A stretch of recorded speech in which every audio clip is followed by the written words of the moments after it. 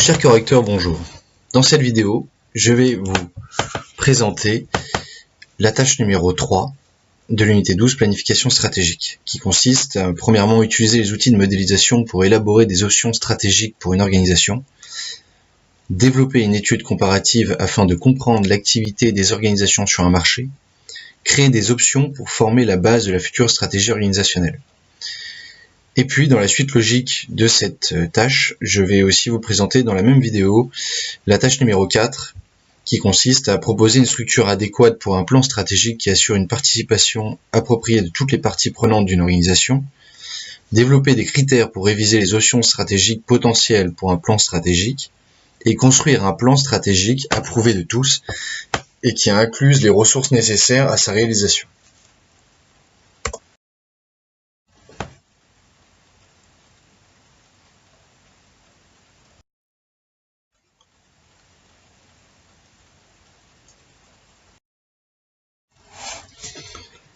Après avoir réalisé le diagnostic stratégique et synthétisé les opportunités, menaces, forces et faiblesses qui définissent nos capacités internes et notre environnement externe, nous allons pouvoir traiter ces données en réalisant des choix stratégiques. C'est la deuxième partie du processus de planification stratégique. La problématique est de choisir des options qui correspondent au mieux à la santé de l'entreprise et aux constats réalisés sur l'environnement externe. Dans un premier temps, nous allons réaliser une étude interne des écarts sur les objectifs prévisionnels entre l'année 2016 et 2017, donc l'année N-1 et l'année actuelle, pour pouvoir juger de nos capacités organisationnelles qui sont le reflet de la capacité de l'entreprise à mener à bien une stratégie. Ensuite, nous réaliserons une analyse des écarts de performance sur les facteurs clés de succès vis-à-vis de ceux de la concurrence et ceux qui nous sont nécessaires pour survivre et se développer dans notre environnement. Dans un deuxième temps, nous tâcherons d'identifier et de formuler les orientations de développement stratégique à partir du modèle de la matrice produit-marché d'Ansoff.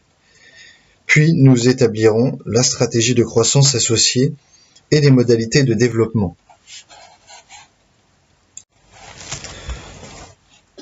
Enfin,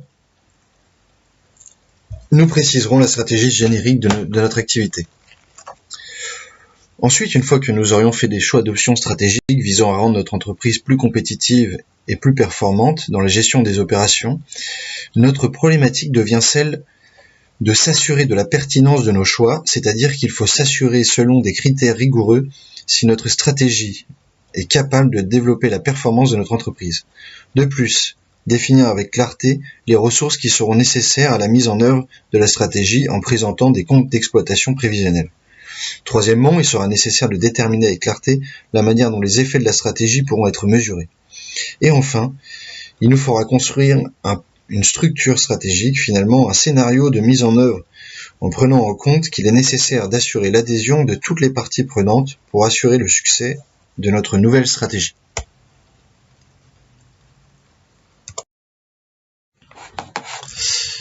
Nous commencerons donc par l'analyse des écarts identifiés sur les objectifs prévisionnels 2016, donc en année N-1, et ce qu'il en est aujourd'hui en année N.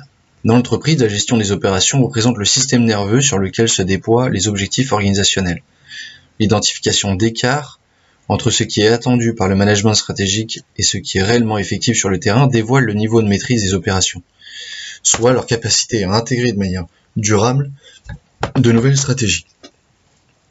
En 2016, il a été convenu que l'entreprise devrait être capable de fidéliser la clientèle en entretenant des relations de qualité, en créant de la valeur pour ses clients, en suivant les projets clients à long terme, en proposant des améliorations et en proposant des ventes additionnelles pour les fidéliser.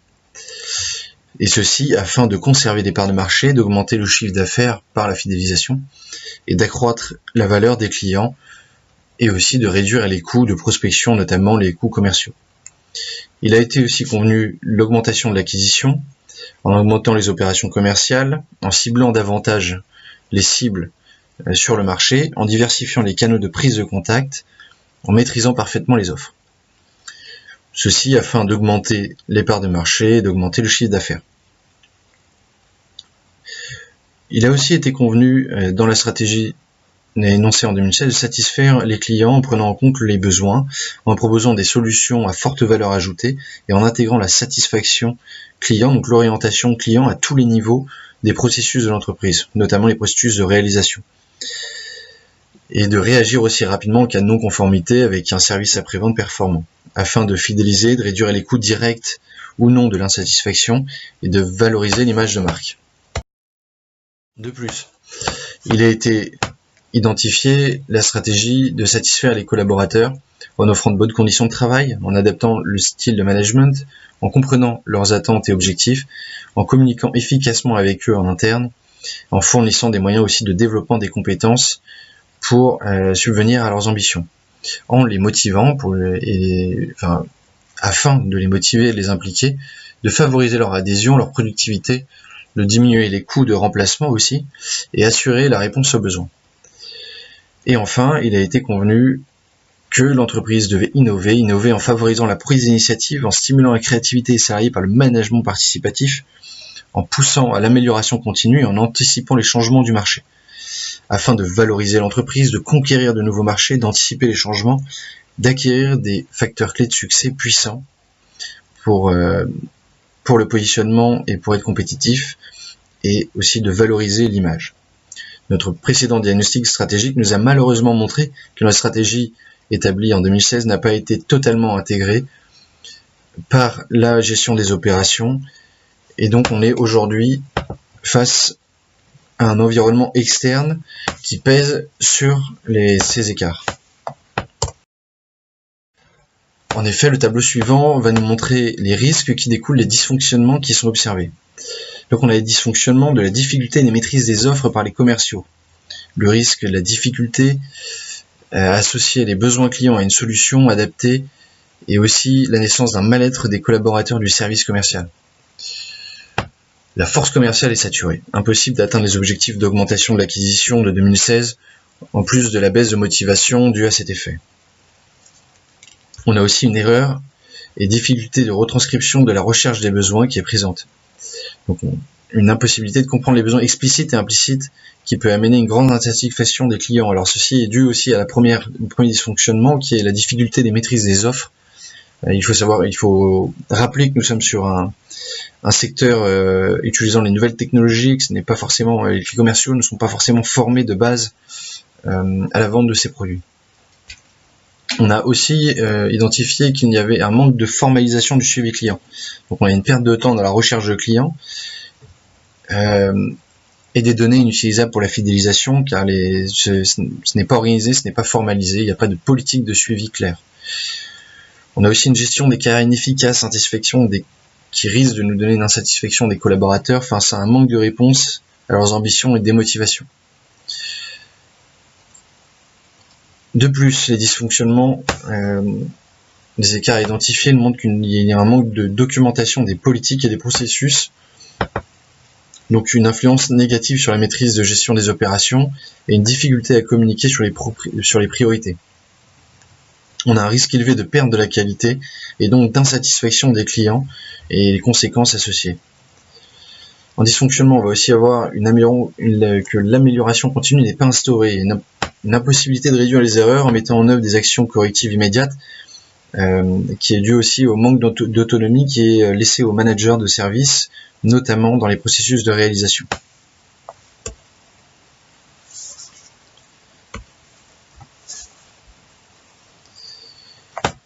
Donc voici un graphisme qui nous permet d'établir un petit peu la situation dans laquelle on est sur les réalisations des objectifs de l'année N-1 et aujourd'hui en année N.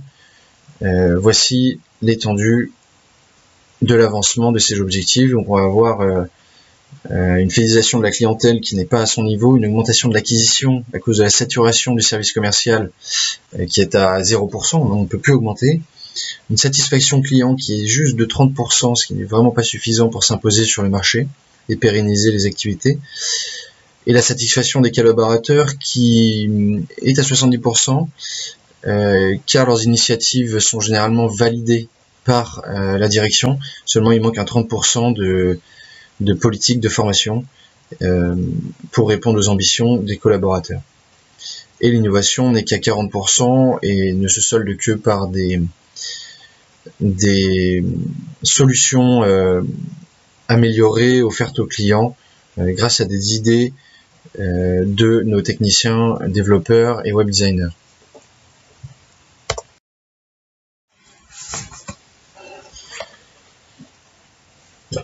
Nous allons maintenant analyser les écarts de performance en termes de facteurs clés de succès. Les facteurs clés de succès, ce sont des éléments à caractère commercial ou technologique de notre entreprise, que notre entreprise possède ou devrait posséder pour assurer son succès et s'adapter aux exigences de l'environnement interne et externe. Donc, vous pouvez lire notre légende qui détermine les écarts identifiés. Donc en vert, on va avoir les acquis, en orange, les facteurs clés de succès à renforcer, et en rouge, à acquérir pour survivre dans notre secteur. Donc dans le milieu des agences digitales, les clients sont souvent à la recherche d'une solution digitale complète qui fait appel à plusieurs expertises. Par exemple, créer un site internet avec un service, donc on va vendre ici un service de développement de site et aussi générer du trafic sur le site, donc un service de web marketing. Donc la possession d'un portefeuille de compétences large dans le domaine du marketing digital est un facteur clé de succès fort. C'est-à-dire qu'on va pouvoir offrir à nos clients des solutions globales. Le deuxième facteur clé de succès, démarche qualité sur le principe de l'amélioration continue, respect des délais, coût et qualité. Comme nous l'avons vu, les clients ont un fort pouvoir de négociation sur notre marché. Ils peuvent donc être très exigeants. La démarche qualité doit permettre d'assurer le respect des coûts, délais, attentes, pour obtenir la satisfaction client, fidéliser aussi plus facilement et profiter à l'image de marque. Il est impératif que notre entreprise adhère et obtienne ce facteur clé de succès sur notre marché, étant donné la position forte de la négociation client. En troisième lieu, une image de marque moderne et dynamique. Nous sommes sur un secteur très technologique. Notre image doit être le reflet de la progression qu'apportent nos solutions à nos clients. Heureusement, c'est un facteur clé de succès que nous possédons. Après, il va y avoir le facteur clé de succès des bonnes références de projets clients. Donc sur un marché aussi concurrencé que le nôtre, les clients ont le pouvoir de nous faire passer une sorte comme un entretien ou de regarder si l'un de nos précédents projets clients s'apparente au leur ou à leur secteur. Et donc de bonnes références sur le marché permettent une acquisition plus facile.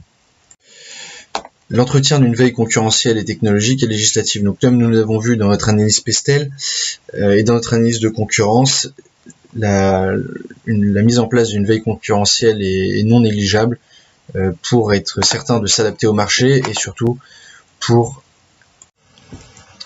être capable d'anticiper les changements. Posséder un fort potentiel de compétences et de ressources commerciales et le manager de manière stratégique. Alors comme on l'a vu dans les écarts précédents, la force commerciale des digitalers c'est maintenant saturé.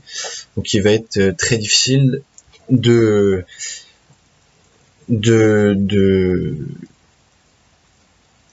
manager de manière stratégique sans passer par la case d'un recrutement ou d'une formation. Offrir des conditions de travail aux collaborateurs confortables. Donc comme on l'a vu, c'est chez nous donc un cours d'acquisition à renforcer comme facteur clé de succès, car la politique de formation des ressources humaines n'est pas encore à son niveau optimal. Avoir un environnement de travail optimisé et efficient, donc comme l'a vu pendant notre étude de ressources, nos collaborateurs ont effectivement un environnement de travail qui leur permet de travailler avec le bon matériel et de manière optimale. Mettre en place une culture de changement, c'est un facteur clé de succès sur notre secteur, étant donné la vitesse de progression et d'évolution des facteurs du secteur. Il est important pour une entreprise d'être capable de s'adapter très rapidement sur le secteur de ces nouvelles technologies. La possession d'un pôle de création de solutions mobiles. Alors ça, c'est une vraie force et un vrai facteur clé de succès, qui nous permet d'être compétitifs. En effet, car on peut voir que c'est un marché qui va exploser d'ici les 3 ans à venir. Et aujourd'hui, là, il y a une très faible concurrence sur ce segment, sur ce domaine d'activité stratégique, pardon. Ensuite, la gestion des ressources humaines efficaces sur le management de la formation est très importante pour que les compétences de nos collaborateurs ne deviennent pas obsolètes sur ce marché qui évolue très très vite en termes de technique et en termes de solutions. La recherche et développement pour la formation, pour l'innovation, qui est un caractère et un facteur clé de succès à acquérir pour notre entreprise. C'est-à-dire que ce facteur clé de succès pourrait nous permettre de prendre le lead assez rapidement sur notre marché. Une communication intensive sur les réseaux sociaux, netlinking, web marketing, site internet, event, donc c'est à renforcer dans notre entreprise. Il faut prendre le temps de communiquer pour son offre, pour faciliter l'acquisition et surtout pour augmenter la notoriété. Comme on peut le comprendre, l'acquisition de facteurs clés de succès est déterminant pour deux raisons. La première, c'est augmenter notre compétitivité. La deuxième, c'est surmonter nos faiblesses organisationnelles pour devenir plus performants et permettre le déploiement de stratégies.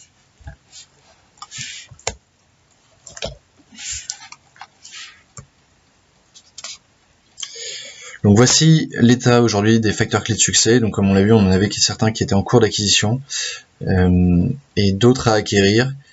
Donc il y a un vrai travail de fond à faire sur l'acquisition de facteurs clés de succès pour devenir compétitif sur notre marché et dans notre secteur.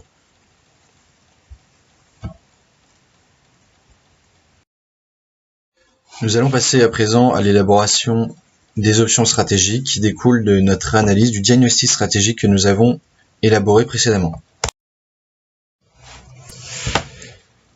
Alors il s'agit ici de trouver la meilleure stratégie concurrentielle et de croissance qui nous permettra de nous développer avec une ambition et réalisme sur notre secteur. Donc pour commencer à esquisser notre réflexion stratégique, nous allons nous servir de la matrice d'Ansoff. Cette matrice nous aidera à déterminer les orientations de développement qui ont le meilleur potentiel pour notre entreprise selon 4 orientations de développement possibles. La première, la pénétration de marché, accroître les parts de marché. La deuxième, le développement de marché, proposer une nouvelle offre sur des marchés existants. La troisième, le développement de produits, proposer une offre existante sur de nouveaux marchés. Et la quatrième, la diversification, c'est-à-dire s'engager sur des domaines d'activité dans lesquels nous ne sommes pas encore présents.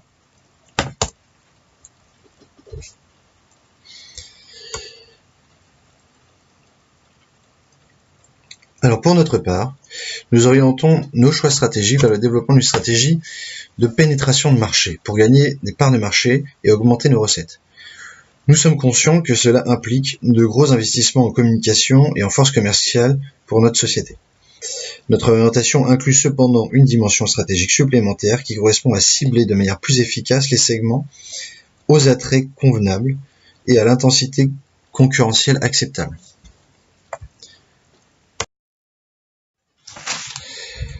Il s'agit ici de faire un choix judicieux d'une stratégie de croissance, entre une stratégie de concentration qui consiste à développer des activités sur le marché où nous sommes déjà présents, une stratégie d'intégration verticale qui consiste à l'intégration de nouvelles activités pratiquées par les fournisseurs par exemple, une stratégie de diversification qui consiste à développer une ou des activités nouvelles, une stratégie de globalisation qui consiste à la conquête de nouveaux marchés. Notre choix se porte sur une stratégie de concentration qui consiste à un recentrage sur nos capacités organisationnelles, identifiées ainsi que l'acquisition d'un positionnement voulu, qui tend vers plus de qualité tout en restant compétitif sur les prix. Notre but premier est d'accroître notre rentabilité, la rentabilité de notre organisation et de pérenniser nos activités. Les modalités de développement de notre stratégie de concentration sont d'investir nos ressources de manière judicieuse en fonction de l'attractivité de nos domaines d'activité stratégiques sans aborder une stratégie de dégagement non plus, mais en choisissant stratégiquement des domaines d'activité stratégiques d'avenir comme les solutions mobiles par exemple. Accroître aussi la politique de développement des compétences pour garder un niveau fort et nous spécialiser dans nos domaines. Augmenter aussi nos opérations de communication tout en ciblant de manière qualitative, soit en qualifiant davantage les cibles pour augmenter nos parts de marché. Investir dans la commercialisation de nos offres pour ouvrir plus de canaux et toucher massivement les segments cibles. Maintenant, voyons les avantages à en retirer. Premièrement, nous pouvons viser l'atteinte d'une taille critique permettant d'améliorer notre compétitivité. en réduisant nos coûts grâce à des économies d'échelle, tout en améliorant nos marges. Deuxièmement, ces stratégies de croissance peuvent nous permettre de générer des effets d'expérience, c'est-à-dire des effets d'apprentissage progressif, rendant ainsi notre personnel et nos équipes plus agiles. Troisièmement, en restant concentrés sur nos domaines d'activité stratégiques, nous aurons plus de facilité à comprendre notre marché, ce qui induit tout de même la mise en œuvre d'actions.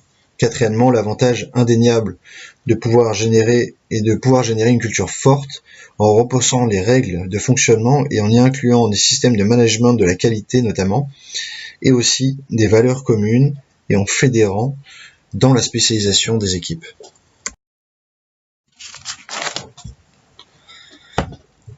Maintenant, voici les modalités de croissance interne.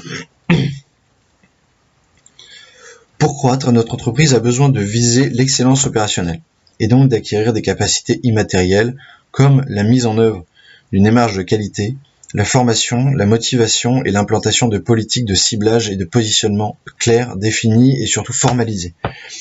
De plus, notre organisation doit recruter pour augmenter la capacité commerciale qui est déjà saturée.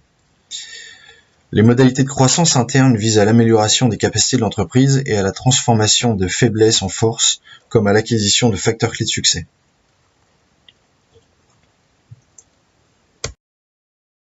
Pour ce qui est des modalités de stratégie concurrentielle, il s'agit pour les Digitalers de rentrer dans une stratégie lui permettant de valoriser ses compétences sur les segments qui ont le plus d'attrait pour chacun des domaines d'activité stratégique. Il s'agit de s'orienter vers une stratégie de niche, tout en restant ouvert au marché, mais simplement en visant à réaliser des actions commerciales et de communication qui ciblent les segments les plus stratégiques pour nos ambitions et pour faire croître nos parts de marché et devenir plus concurrentiels par les prix.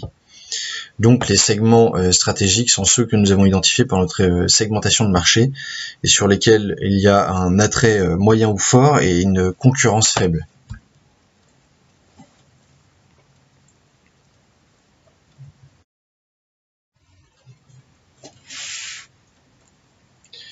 À présent, nous allons voir dans la deuxième partie de cette étude le déploiement de nos ambitions sur nos domaines d'activité stratégique, c'est-à-dire que ces options stratégiques, qu'est-ce que ça veut dire pour nos domaines d'activité stratégiques?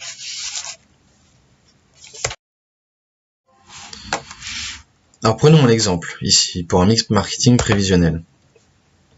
Le conseil en stratégie digitale. Donc on a nos produits, le prix va forcément devenir bas, compétitif, donc plus bas que la moyenne du marché pour pour devenir compétitif par les prix. La distribution de livrables numériques sur la zone de chalandise nationale. Donc on reste sur le marché national, le marché français des agences digitales. La communication va forcément devoir doubler en volume si on veut réussir à toucher nos cibles, mais donc ça sera une communication très ciblée. Le personnel, la politique de formation à la gestion des clients va être importante et leur accompagnement dans le suivi et la fidélisation. Le processus, mise en place de normes sur la base d'un suivi de qualité et une stratégie de pénétration.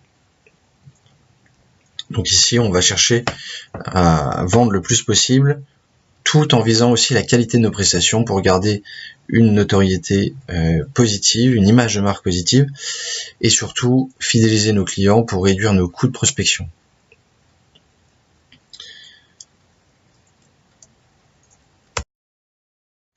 À présent, voyons les comptes d'exploitation de la nouvelle stratégie. Donc comment est-ce que notre stratégie peut évoluer et quels sont les investissements à réaliser. Nous pouvons voir ici le prévisionnel du domaine stratégique en conseil et en stratégie digitale. L'idée ici, c'est de doubler les volumes de vente par rapport à 2017 en 2020. D'avoir un prix attractif. Donc ici, on va descendre que de 50 €, mais il faut dire que le conseil en stratégie digitale est un produit d'appel qui se vend très bien. Nous n'avons pas forcément besoin de descendre. C'est aujourd'hui ce qui fonctionne le mieux dans notre entreprise. Au niveau du chiffre d'affaires brut, donc en doublant notre chiffre d'affaires, on va quasiment le doubler. On va en faire beaucoup plus. Et donc le CA net va être le même, puisque nous ne faisons pas de ristourne. Le coût de fabrication va lui aussi être doublé, représenter 11,8% de notre chiffre d'affaires. Donc on va faire une marge brute de 241 000,56 € au lieu de 124, 128 si on double le volume. Et par contre, le coût de marketing et communication va être multiplié par 6. Donc on va investir dans la communication pour permettre cette augmentation de volume et devenir compétitif par les prix, pour faire des économies d'échelle. Donc on peut voir ici que la marge nette qui va être dégagée va être de 238 056 €. Marge nette qui est comptée bien sûr sans les charges d'entreprise et les charges de salaire.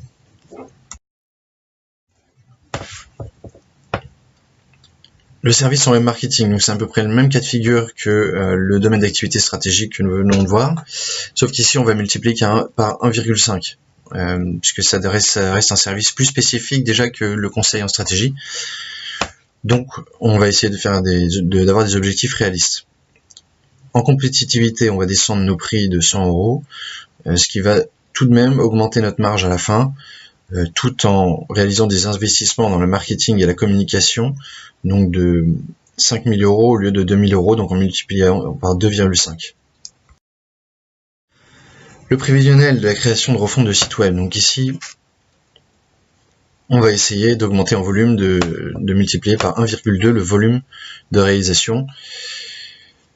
En restant compétitif, donc là en descendant donc de 300 € notre prix qui était déjà en dessous de la moyenne du marché, donc généralement on est autour de 4 000 € pour ce genre de service. On va tout de même réussir à augmenter notre marge, tout en investissant 1,33 fois plus dans la communication. Il faut dire aujourd'hui que c'est le domaine d'activité stratégique le plus en vogue dans ce qui va être première création, première solution web pour les entreprises.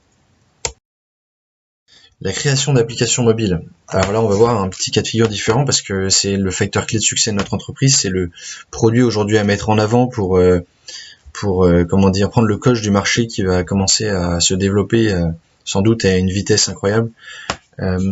Notamment grâce à l'utilisation de plus en plus intensive du mobile par la population, qui pousse les entreprises à vouloir toucher ces cibles à travers des applications. Donc on va quand même chercher à augmenter le volume en le multipliant par 3. Aujourd'hui nous ne faisons pas beaucoup et on va mettre un prix qui ne va pas changer. On est à 10 000 € en moyenne sur ce genre de service, sachant que la moyenne du marché peut rapidement atteindre les 25 000 €. Donc c'est plutôt raisonnable et c'est très très compétitif. Donc on va quand même réussir à dégager une marge nette bien supérieure et en coût marketing et communication on va quand même passer de 1 000 € à 15 000 € pour augmenter notre notoriété dans ce domaine.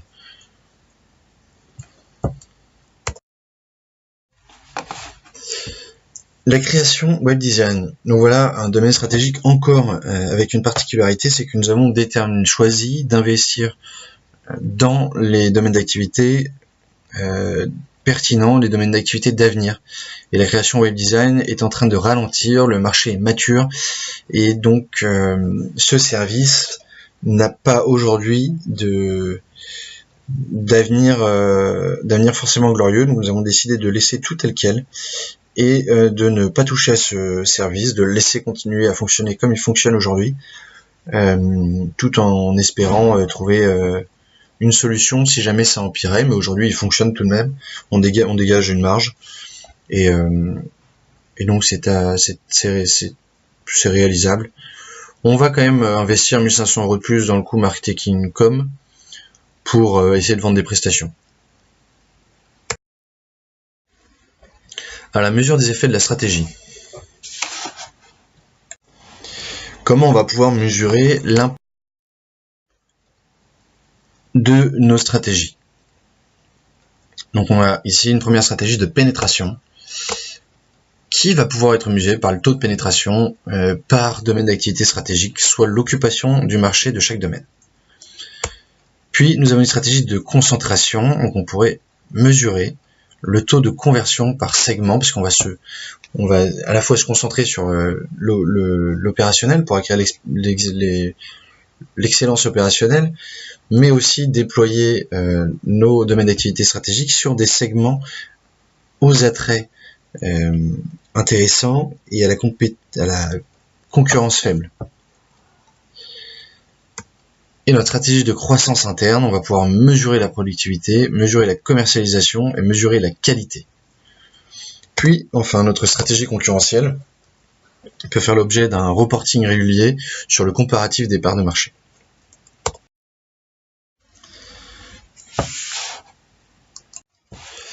Donc nous sommes sur le point de mettre en place une réforme, un changement de notre organisation qui, pour être efficace, doit être à la fois participatif et stratégique. C'est-à-dire que participative, il faut qu'elle inclue toutes les parties prenantes dans le processus, et elle est stratégique lorsqu'elle traite des questions fondamentales, donc le développement de l'entreprise, la pérennisation des activités. Le résultat de la mise en œuvre de notre stratégie dépendra normalement d'un consensus, donc il faut parvenir à atteindre les parties prenantes, à acquérir leur adhésion, à les fédérer autour de notre projet pour favoriser leur participation, qui peuvent revêtir un grand nombre de formes, mais elles sanctionnent et mobilisent toujours l'appui de processus.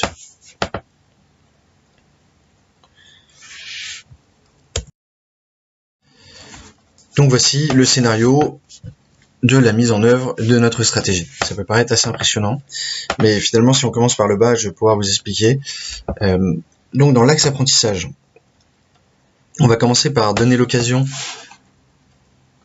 à tout le personnel de notre entreprise, à tous nos salariés, de participer à notre stratégie. C'est-à-dire qu'on va commencer par les former notamment aux compétences nécessaires, aux compétences stratégiques qui nous permettent d'établir notre plan. Et aussi, on va créer une ambiance favorable en responsabilisant les salariés par le management participatif, en optimisant aussi les techniques de travail. Donc, en offrant finalement un appui confortable pour favoriser le travail qu'on va leur demander. Au niveau des processus, on va commencer donc par refaire notre plan de marchéage, notre marketing mix, pour développer des offres à prix concurrentiel et de forte qualité.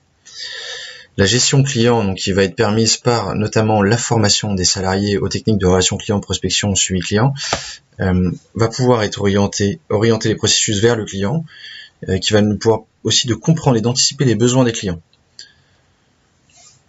Et on va aussi donc viser l'excellence opérationnelle par la démarche qualité, donc en intégrant un système de management de la qualité dans notre entreprise,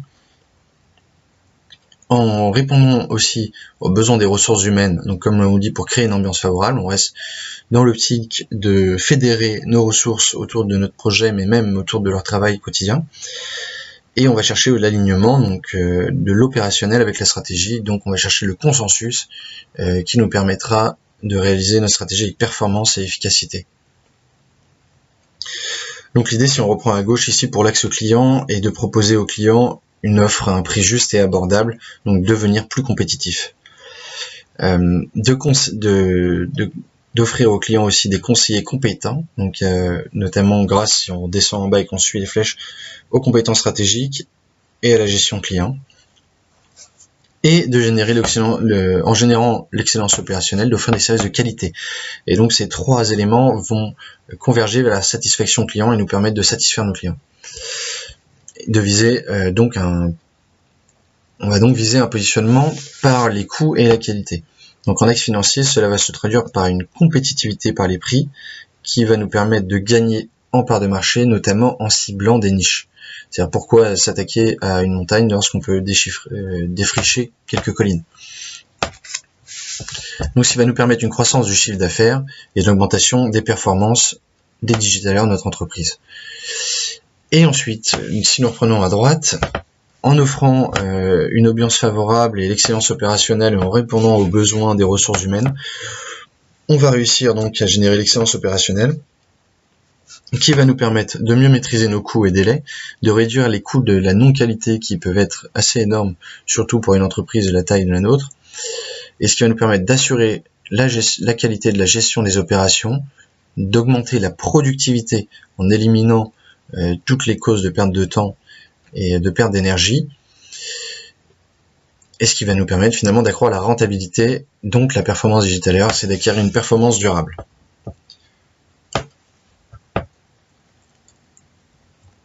En termes de coûts, nous avons donc les investissements en communication que nous avons vus dans nos prévisionnels précédents, et nous aurons aussi les coûts de formation, mais qui peuvent être intégrés et surtout rentabiliser vu que c'est de la formation commerciale, dans le but de créer finalement de la valeur par l'acquisition de plus de clients, la satisfaction des clients et alors leur fidélisation.